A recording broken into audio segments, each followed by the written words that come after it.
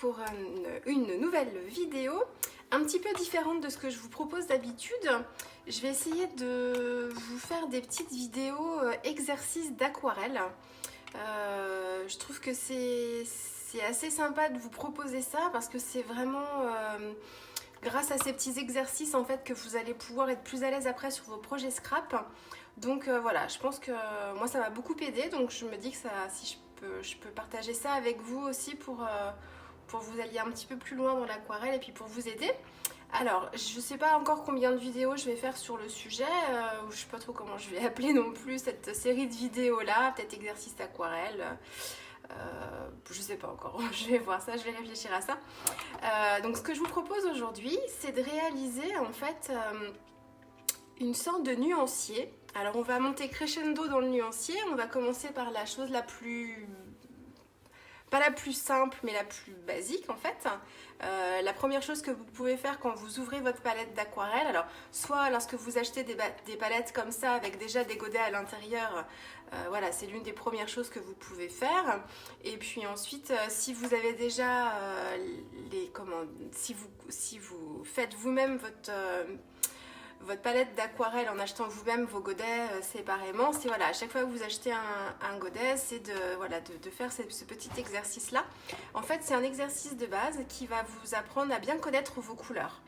Donc là on va pas du tout travailler les mélanges pour le premier exercice, on va juste travailler en fait avec chacune des couleurs du godet telles quelles, pour déjà comprendre un peu comment elles sont et comment elles s'utilisent et comment elles se travaillent déjà de façon indépendante les unes des autres. Et ensuite, on travaillera vraiment les mélanges de couleurs. Donc ça sera l'objet d'une deuxième vidéo normalement. Donc voilà, pour la première vidéo, moi j'ai choisi d'utiliser cette palette classique de chez Prima. Parce qu'en fait, celle-ci, alors je vous le dis tout le temps, mais c'est ça. C'est la plus classique, c'est la plus basique en fait des palettes de chez Prima. Donc vous avez dans cette palette-là... les couleurs primaires, vous avez un rouge, un jaune, un bleu. Je ne sais pas d'ailleurs si le bleu primaire, ça doit être celui-ci. Voilà, le rouge, le bleu, le jaune, donc les trois couleurs primaires. Et puis ensuite, vous avez un rose qu'on a du mal à obtenir avec les mélanges. Donc ça, c'est bien aussi pour ça. Vous avez un noir et un gris, un marron. Et puis déjà, en fait, des mélanges de faits. C'est-à-dire que vous avez déjà un violet, déjà un orange et déjà un vert.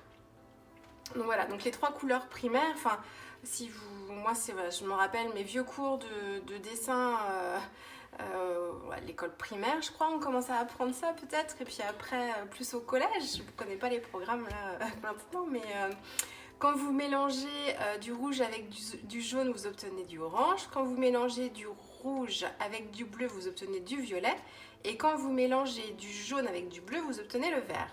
Et ensuite, tout le reste, toutes les couleurs intermédiaires, en fait, c'est ni plus ni moins qu'une question de dosage. À peu près. Plus subtil que ça, hein, mais en gros, c'est ça. Donc avec celle-ci, en fait, je vais faire les différents exercices que je vais vous proposer. Je vais les réaliser avec celle-ci parce que c'est là où on verra, c'est là où l'exercice sera le plus parlant visuellement en fait, parce que vous verrez bien qu'avec deux couleurs opposées, on réussira à faire des couleurs différentes. Avec les autres palettes de chez Prima, comme voilà, hein, je n'ai pas su choisir, alors je ne les ai pas toutes achetées en même temps, rassurez-vous, hein, je les ai faites au fur et à mesure. Mais bon, à la fin de la fin, je les ai toutes, j'ai fini par toutes les acheter. Donc la palette classique, c'est la plus classique, ça je vous avais déjà fait, je crois que je vous ai fait une vidéo sur la chaîne YouTube de la Fée du Scrap. Je vous proposais un tuto page, c'était il y a peut-être 2-3 mois, hein, et plus que ça, même peut-être la fin de l'année dernière. Donc je vous proposais un tuto page et du coup je vous ai fait une petite revue des différentes palettes Prima justement. Alors j'avais pas la vintage à l'époque, elle n'était pas encore sortie. Mais ça vous donne une idée quand même, voilà, je vous explique un petit peu les différences. Donc si vous voulez aller faire un petit tour sur la chaîne de la Fée du Scrap, je vous mettrai en description peut-être le numéro de la vidéo pour que vous puissiez la retrouver facilement, mais un lien, je pense que je dois pouvoir faire ça, hein. Je dois pouvoir vous mettre des liens vers les vidéos aussi, je pense. Donc bon, Tout ça pour vous dire, voilà, que donc avec celle-ci, on va obtenir des mélanges assez parlants. Et puis, si je prends par exemple une vraiment qui est très ciblée en termes de couleur. Alors, il y a la Shimmering Lights, pardon, qui est dans des teintes irisées, donc forcément on reste dans des teintes chaudes. Là, il y a un argenté et puis un blanc, mais on reste dans des teintes chaudes. Après, les mélanges de couleurs aussi se font très bien et on obtient des nuances différentes encore. Mais vous voyez, elle reste quand même dans les mêmes teintes, celle-ci. Et je crois que celle qui est la plus parlante, hop, voilà. Je l'ai mise à part parce que je m'en sers un peu moins. C'est la complexion. En fait, elle est présentée en fait surtout pour réaliser des couleurs de peau, parce qu'elle est vraiment dans des teintes chères comme ça. Il y a un doré aussi ici. Donc vous voyez, celle-ci, si je vous fais l'exercice avec celle-là, ce sera moins parlant parce que vous voyez que c'est très subtil quoi, les différences entre les godets. Donc voilà, c'est pour ça que j'ai choisi celle-ci. C'était voilà, moi ce qui me paraissait, je l'arrange par là,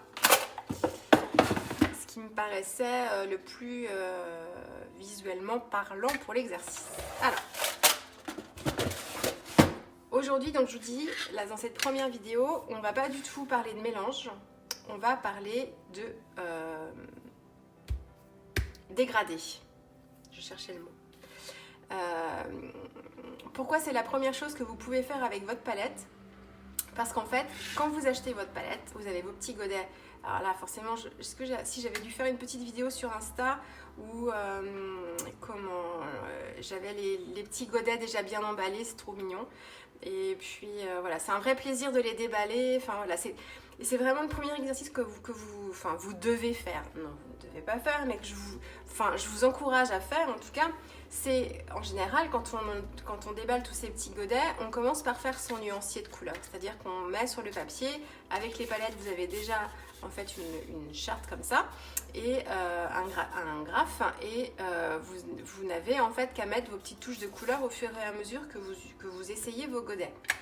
Donc en même temps que vous faites ça, moi je vous propose aussi de profiter du fait qu'elles soient toutes propres, toutes belles, vos couleurs, pour faire un autre nuancier, plus dans des dégradés, en fait avec la gestion de l'eau. Qu'est-ce que ça donne quand j'utilise ma couleur ici rose pure? Qu'est-ce que ça donne quand je la dilue une fois dans l'eau? Qu'est-ce que ça donne quand je la dilue 2 fois dans l'eau, 3 fois dans l'eau? On pourrait aller comme ça avec une dilution de plus en plus importante. Voilà, moi je vais vous proposer un niveau de dilution moyen. Mais voilà, et on va voir en fait comment réagissent les couleurs. Si une couleur à la base elle est déjà assez claire, c'est-à-dire que si déjà quand on la dilue une fois elle s'éclaircit beaucoup, s'il faut y aller au moins 2 fois pour avoir une couleur plus claire. Voilà, c'est vraiment le premier exercice qu'on peut faire et ça permet déjà de connaître un peu ces couleurs et savoir comment elles réagissent quand on les dilue avec de l'eau. Alors, moi ce que je vous propose de faire, alors moi, quand je faisais cet exercice-là avec mes autres aquarelles là, professionnelles, j'utilisais en fait des feuilles de bloc que je détachais. Enfin voilà, je m'étais pas forcément fait un petit bloc-notes en fait avec mes essais de couleurs. Et en fait, je trouve ça pratique de tout regrouper dans un seul et même cahier. Alors que ce soit, là c'est un cahier Moleskine spécial aquarelle. Ça peut être juste un bloc avec un bloc à spirale de papier aquarelle aussi. Enfin, le tout, c'est que vous puissiez garder en fait dans un même endroit vos nuanciers, vos essais de mélange. Voilà, moi je trouve ça plutôt sympa de faire ça comme ça pour les avoir toutes au même endroit. Donc là, en fait, je vous ai préparé un petit... je vous ai préparé...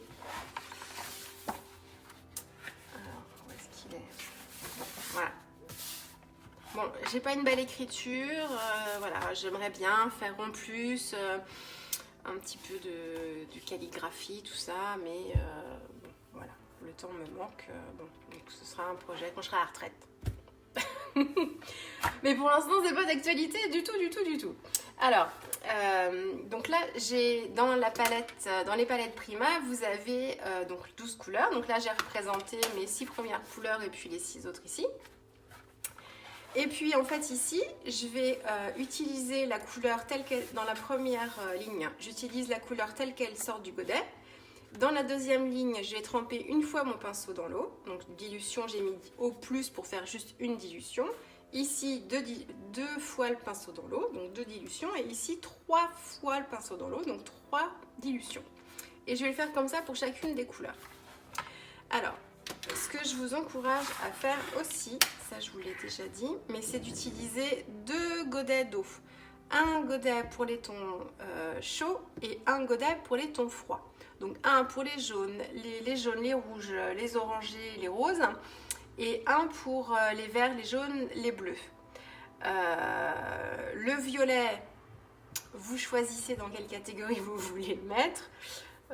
Moi souvent je le classe avec les bleus. Et puis après le marron et le marron, gris et noir, on les fera à la toute fin parce que voilà, dans tous les cas, si je mélange mon marron, mon gris ou mon noir dans un des 2 godets, mon eau va finir marron. Donc je ferai ça à la fin. Et hop, alors toujours l'équipement de base, c'est aussi d'avoir son petit chiffon à côté. J'espère que mon cadrage n'est pas trop mauvais. Je vérifie que ça filme. Parce que alors là, si je commence et que ça filme pas... Oui! Alléluia! Je me suis pas trompée pour une fois. Alors, là, ce qu'on peut faire, c'est commencer par humidifier les godets. Alors ça, c'est pareil, hein, on me demande souvent, mais moi, je fais jamais ça. Ça sert à quoi? Alors, il n'y a pas du tout d'obligation de le faire.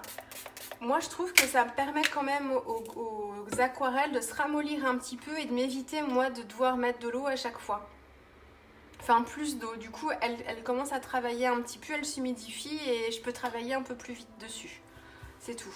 Après, vous pouvez très bien commencer avec les aquarelles sèches et puis venir travailler vos couleurs comme ça. Hein. Mais moi, j'aime bien, j'ai pris l'habitude de faire ça comme ça. En termes de pinceau, là, j'utilise un petit. C'est le numéro 3. Je sais pas. J'ai peur que plus fin. Bon, je vais voir. Si je suis pas à l'aise, je reprendrai un plus petit. Mais dans les pinceaux comme ça, là, la série 803. Ouais, j'ai quoi? J'ai le 3, le 2, le 1. Ouais, bon. On va voir. J'ai commencé comme ça. Alors, donc, la première couleur, c'est le blanc, n'en est pas une. Donc le blanc, là, il n'y a pas vraiment d'intérêt. Hop. C'est du blanc. Donc le blanc en aquarelle, normalement, on s'en sert pas. Parce que le blanc, c'est le blanc du papier. Après, quand je vous montrerai là, les exercices sur les mélanges de couleurs, vous verrez que moi, le blanc, je l'utilise essentiellement pour mes mélanges de couleurs. Mais donc, voilà. Donc, le blanc, je le trempe une fois dans l'eau. Hop. Je le retrempe une fois dans l'eau.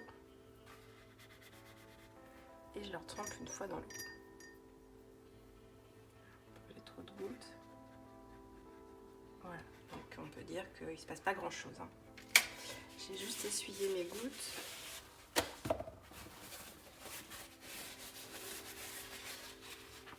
Hop, pour éviter de faire des bêtises après. Voilà. Donc vous voyez le blanc, c'est du blanc. Cet exercice-là, il vous permet aussi de voir si vos couleurs, si vos godets là, ils ont tendance à être assez opaques ou pas du tout. Donc c'est aussi sympa c'est aussi sympa de faire cet exercice-là pour se rendre compte de l'opacité de ces couleurs. Il y en a qui sont plus épaisses, que d'autres. J'essaye de rapprocher mes peaux pour que vous puissiez voir quand même. Ensuite, c'est la couleur numéro 2. Hop, donc là, je la prends direct. Hop là. Alors là, j'ai encore une goutte. Vous voyez, c'est super vibrant. Hein. Elles sont super lumineuses. Hop, je peux reprendre encore un peu de couleur.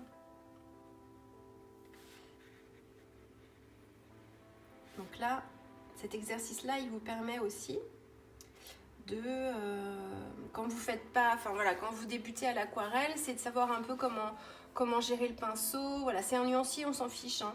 Donc voilà, le tout c'est de rester à peu près dans la case, et encore si on déborde, c'est pas bien grave non plus. Mais voilà, ça permet de savoir un peu votre gestion de l'eau, savoir en fonction de vos pinceaux aussi, quand vous voulez tester vos pinceaux, vous voyez comment ils retiennent l'eau, comment ils se travaillent. Voilà, c'est vraiment des exercices, on a l'impression que ça sert pas à grand chose, que c'est fastidieux, mais en fait, franchement, ça fait vraiment travailler le geste aussi. Donc là, j'ai bien... Ah bah voilà, donc vous voyez, je dis des bêtises parce que... Hop, j'aurais dû tremper une fois dans l'eau et puis voilà, je parle et puis du coup, je fais pas ce que je devrais faire. Bon, c'est pas grave. Hop, je reprends de la couleur, ici, pas mal. Hop, je trempe une fois mon pinceau dans l'eau. Et hop. Vous voyez là déjà, quand je l'ai dilué une seule fois, c'est quand même beaucoup plus clair. Mais on garde toujours une vibrance, hein. Je le retrempe une fois. Là, c'est encore plus doux. Et je le retrempe une dernière fois. Voilà. Donc, vous voyez là, ce qu'on en déduit de tout ça, c'est que quand on utilise vraiment la couleur presque pure, la couleur est très très forte, très foncée, très dure. Par contre, avec le même godet, si vous diluez quand même un peu plus votre couleur, vous arrivez à avoir quelque chose d'un peu plus pastel. Hein? Et ça, c'est utile de le savoir, hein, de savoir vraiment comment sont ces couleurs. Voilà, vous n'avez pas, mettons, vous n'avez qu'une palette sous la main, vous avez que celle-là. Vous savez quand même que vous pouvez éviter d'avoir à travailler toujours avec ce rose fuchsia. En diluant avec de l'eau, vous arrivez à avoir cette couleur-là. Hein? Donc, je vais faire quelque chose que j'aurais dû faire au début. Hop, c'est de maintenir ma page, celle-ci. Hop.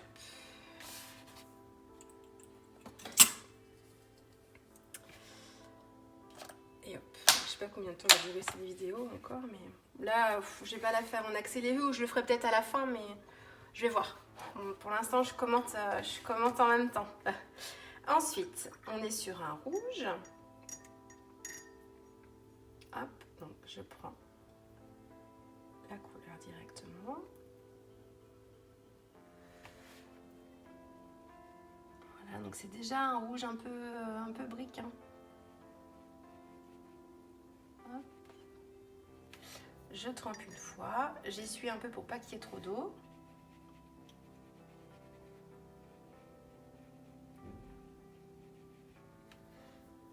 Une deuxième fois.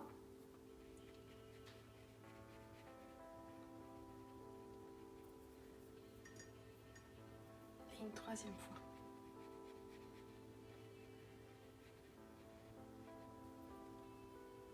Hop.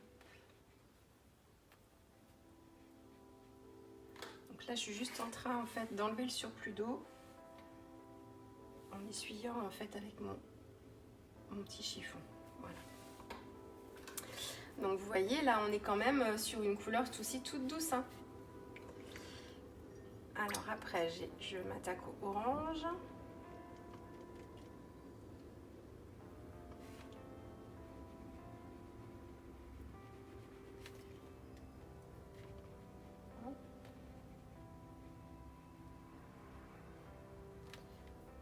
Je trempe une fois.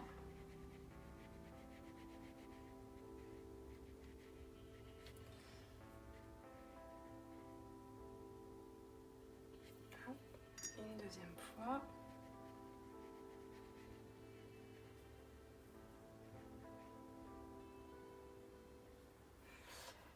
Et une troisième fois.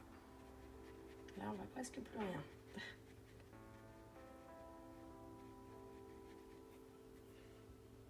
J'enlève juste les gouttes. Voilà. Ensuite le jaune, donc là mon eau commence à être un petit peu sale. Du coup quand j'arrive vers les couleurs claires, bon.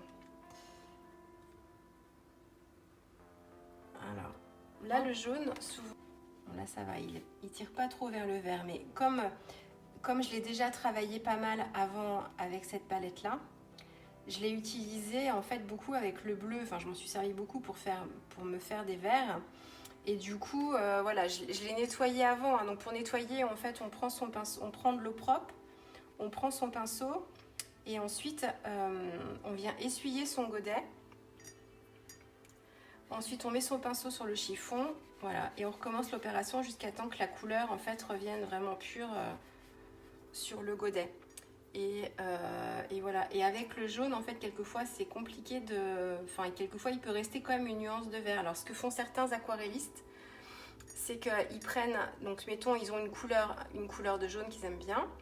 Et en fait, ils vont utiliser 2 godets de la même couleur. Seulement, il y a un godet de jaune qui va leur servir à travailler avec les bleus. Et un godet de jaune qui restera que pour les couleurs chaudes ou en utilisé que pour le jaune. Pour éviter en fait que ça tire vers le vert.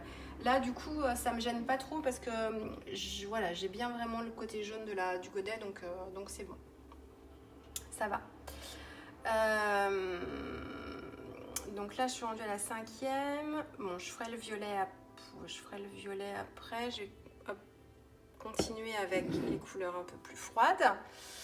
Donc ici on continue avec le vert de la palette. Alors je sais pas trop pourquoi sur les premières palettes Prima, en fait les couleurs n'avaient pas de nom, juste des numéros, et puis maintenant elles ont des noms. Donc je sais pas à partir de quelle palette ils ont commencé à mettre des noms, il faudrait que je regarde. Mais donc là on reste sur les couleurs. Ah, le vert, j'adore le vert.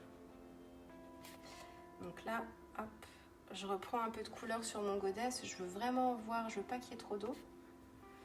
Et je veux vraiment voir quelle est sa couleur. Donc, quelquefois, en fait, pour intensifier une couleur aussi, on peut commencer hop, à travailler comme ça et puis revenir reprendre un peu de couleur dans le godet et revenir travailler comme ça par-dessus. Là, on a vraiment la couleur pure. Je trempe une fois. Là, déjà, une fois que j'ai trempé le pinceau dans l'eau, hein, c'est beaucoup plus fade. Une deuxième fois.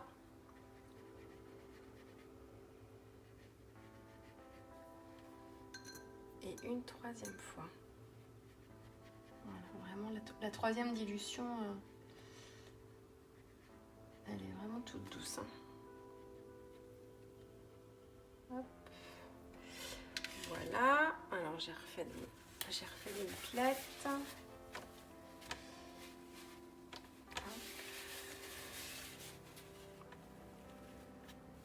Tac.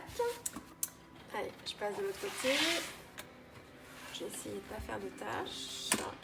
Parce que moi je suis la reine. Comment est-ce que vous allez bien voir ce que je fais?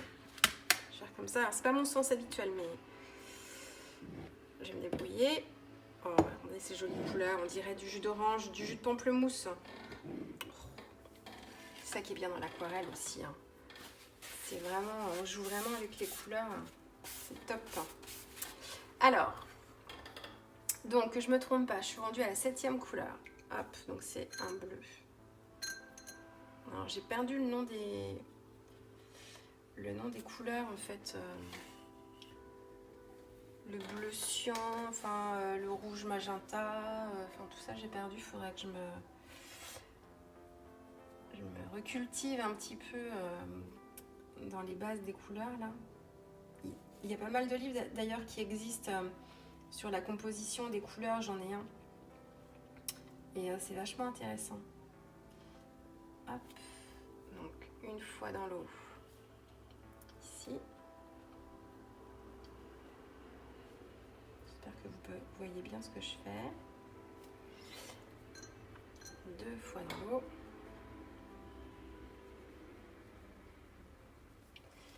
Et 3 fois dans l'eau.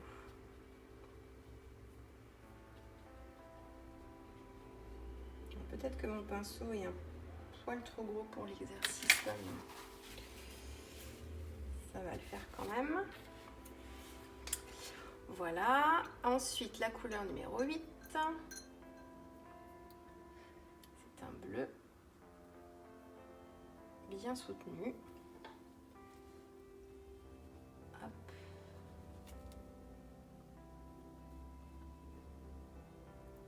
Celui-là, il est assez opaque. Hein. Je trempe une fois.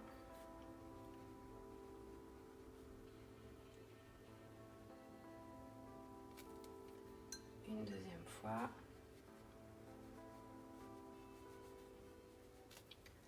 Et une troisième fois.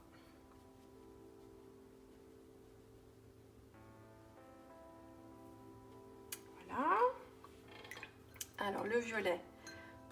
Le violet, je pense que je vais le faire. Oui, je vais le faire. Hop. Voilà. Joli aussi. Hein.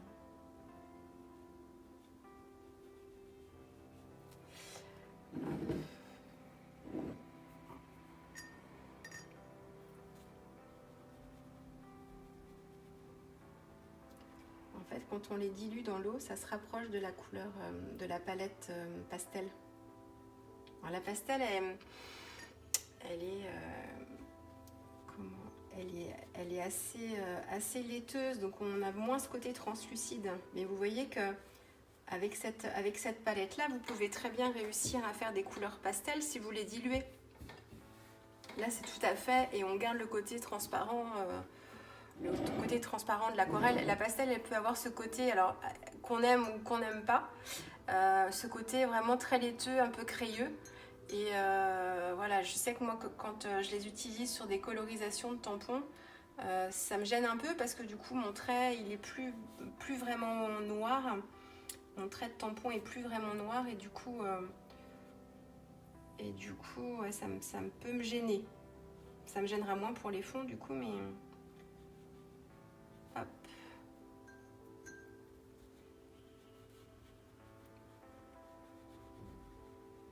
Donc, dès que je trempe mon pinceau dans l'eau, hein, ça s'éclaircit tout de suite. Hein.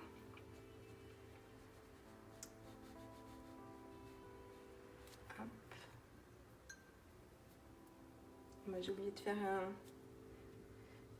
de faire un dégradé.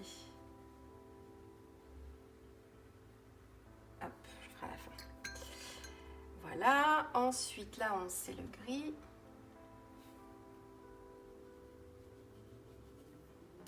Hop.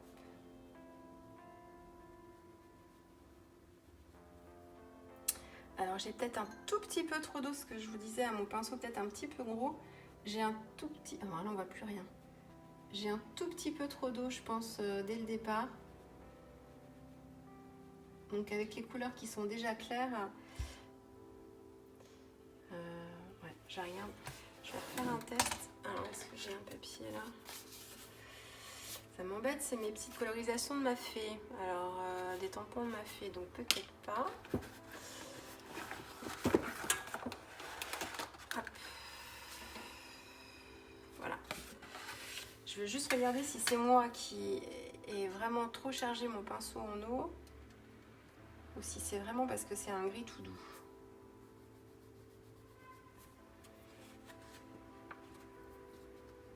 Hop, je trempe une fois. Ah bah oui, c'est vraiment la couleur qui est toute douce parce qu'il suffit que je trempe mon pinceau une fois pour que déjà on se rapproche du blanc. Donc c'est ça. Donc là je l'ai fait, j'ai fait la couleur pure, j'ai retrempé une fois, donc j'en suis là. Je retrempe une autre fois, mais là du coup on va plus avoir grand chose, ça va être du blanc. Et une deuxième fois, hop, voilà. Et la dernière couleur, qui n'en est pas une non plus, puisque c'est un noir. Donc le noir, en fait, on le réalise en mélangeant presque toutes les couleurs, on obtient du noir. Donc si vous mélangez votre rouge, votre bleu, votre jaune, si vous rajoutez du marron par là-dessus, vous allez obtenir en fait le noir. Hein. Et c'est pareil quand on fait des aquarelles ou quand on fait de la colorisation, ou des fleurs et tout ça. Quand on veut faire en fait du noir, C'est toujours sympa de le faire avec déjà les couleurs de sa palette et non pas de le faire avec un godet déjà noir parce qu'on va toujours avoir une petite nuance. Moi, ce que j'aime bien faire quand je fais mes cœurs de fleurs, là, les petits pistils sur des anémones par exemple, j'aime bien faire un noir avec une petite touche de violet dedans. Et c'est plus subtil qu'un noir vraiment classique. C'est vachement intéressant. On pourrait le faire avec une petite pointe de bleu, plus une petite pointe de rouge. C'est vachement intéressant. Bon, là, il y a déjà un godet noir, ça permet d'aller plus vite aussi. Mais autrement, ouais, de faire son propre noir, c'est plutôt sympa aussi pour apporter toujours un petit peu de subtilité. Hop. Donc moi, le noir, je l'utilise quand je veux faire des fonds en fait gris. Parce que vous voyez, voilà, là, je l'ai dilué une seule fois dans l'eau et j'obtiens un gris. Hop. Donc, je l'utilise beaucoup comme ça. Et je l'utilise aussi quand je veux pas intensifier une couleur, mais l'assombrir un petit peu. Je mets une pointe de noir ou une pointe de marron, mais souvent une pointe de noir pour être encore plus neutre. Et ça me permet d'avoir voilà, une couleur... Voilà, si je veux un vert plus sombre, je mettrai une petite pointe de noir pour avoir le côté, cette valeur un peu plus sombre. Hop. Donc voilà, et du coup il me restait, qu'est-ce que j'ai pas fait? Le violet, il me restait une dilution à faire. Et du coup, hop, tac. Donc j'en étais là. Une dilution. Que c'est joli. J'adore. Ça détend. Ça détend. 2 dilutions. Et la 3e dilution qui me manquait ici.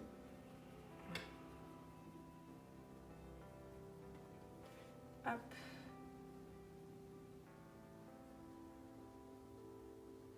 Tac. Voilà. Trop joli. Voilà pour cet exercice. Donc vous voyez, on est vraiment... vous voyez, là sur... moi qui aime bien les couleurs, les corals, les choses comme ça, avec ce rouge-là, d'un rouge super pétant comme ça, hein, surtout qui fait... Ça peut faire peur, hein, quand on fait son nuancier juste là, on se dit, mon Dieu, comment je vais jamais utiliser cette couleur-là. Et pareil, ce rose fluo, c'est pas possible. Et vous voyez quand même que quand on le dilue bien, on obtient un peu un corail, hein. Pareil pour ce rose-là. Là, c'est c'est vraiment un exercice que je vous encourage à faire avec quand vous ouvrez vos palettes comme ça, quand vous venez de les acheter. C'est déjà de tester cette première, ce premier nuancier sans faire de mélange. Vraiment en testant le dégradé juste avec de l'eau. Voilà pour cette vidéo exercice. Je vous en prépare une autre où on va faire des mélanges cette fois. Donc vous verrez, alors là on va étoffer la gamme de couleurs. Vous l'avez goûté, j'espère que ce nouveau genre de vidéo vous plaira. N'hésitez pas à me dire hein, dans les commentaires si ça vous plaît ou si vous voulez, s'il y a des choses que vous voulez que je vous montre aussi plus particulièrement. Et puis moi je vous dis à très vite. Allez, au revoir.